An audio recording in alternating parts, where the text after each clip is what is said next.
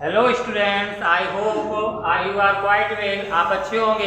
अब यहाँ हम 11th क्लास फिजिक्स में आज हम सेकंड यूनिट स्टार्ट करेंगे। सेकंड यूनिट में 3 चैप्टर हैं। कौन कौन से? Motion in a straight line, vector analysis and motion in a plane. तो यूनिट सेकंड में हमारे कितने चैप्टर हैं? ये 3 चैप्टर्स हैं। क्लियर है? इसका हमारा फर्स्ट टॉपिक है। फर्स्ट टॉपिक है हमारा डिस्टेंस एंड डिस्प्लेसमेंट। क्या है? Distance and displacement. Clear?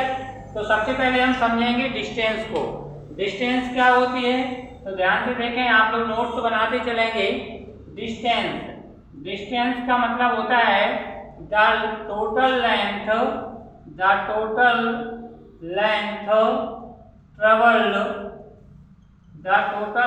Travelled via body, the total length traveled by a body in given interval of time. interval of time मतलब एक गिवन टाइम में, दिए गए टाइम में किसी बॉडी के द्वारा जो लेंथ कवर की जाती है उसे हम लेंथ क्या बोलेंगे? डिस्टेंस। तो the total length travelled by a body in given interval of time is called distance. Clear है? तो ये करना है। फिर इसके बाद आ जाइए, डिस्टेंस की यूनिट क्या होती है? तो it's SI unit is metre. इसकी एसआई यूनिट क्या होती है? Metre. And CGS unit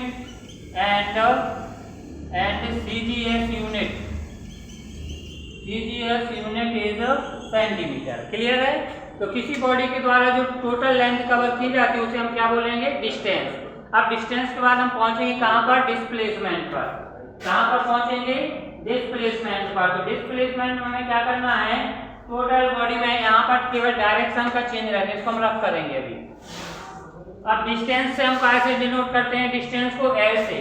distance मतलब एल, तो डायमेंशनल फॉर्मूला क्या हो जाएगा डिस्टेंस का? डायमेंशनल फॉर्मूला हम निकालेंगे। डायमेंशनल फॉर्मूला किसका? डिस्टेंस का। तो डिस्टेंस का डायमेंशनल फॉर्मूला हो जाएगा, वैसे तो नॉर्मल एल होता है डिस्टेंस, तो एम और टी एब्सेंट है तो m0 l t0। तो डिस्टेंस का डायमेंशनल फॉर्मूला हो जाएगा m0 l t0। क्लियर? चलिए अब अपन आगे बढ़ेंगे और हम पहुंचेंगे किस पर? डिस्प्लेसमेंट पर। तो आप हेडिंग बनाएंगे क्या? डिस्प्लेसमेंट। डिस्प्लेसमेंट में क्या राइट करना है? डिस्प्लेसमेंट में राइट करना है आपको the distance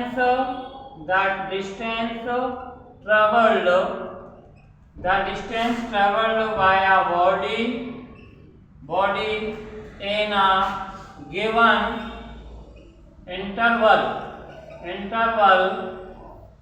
of time and particular direction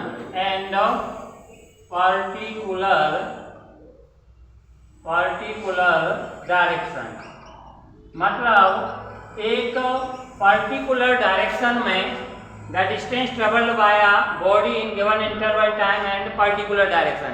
तो डिस्प्लेसमेंट में ये डिफरेंस है कि डिस्प्लेसमेंट में पर्टिकुलर डायरेक्शन रहता है। क्या रहता है? Particular direction. बस ये दोनों में ये डिफरेंस है। तो इसकी डेफिनेशन हो जाएगी, यूनिट सेम रहती है। इसकी भी ऐसा यूनिट क्या रहेगी? मीटर।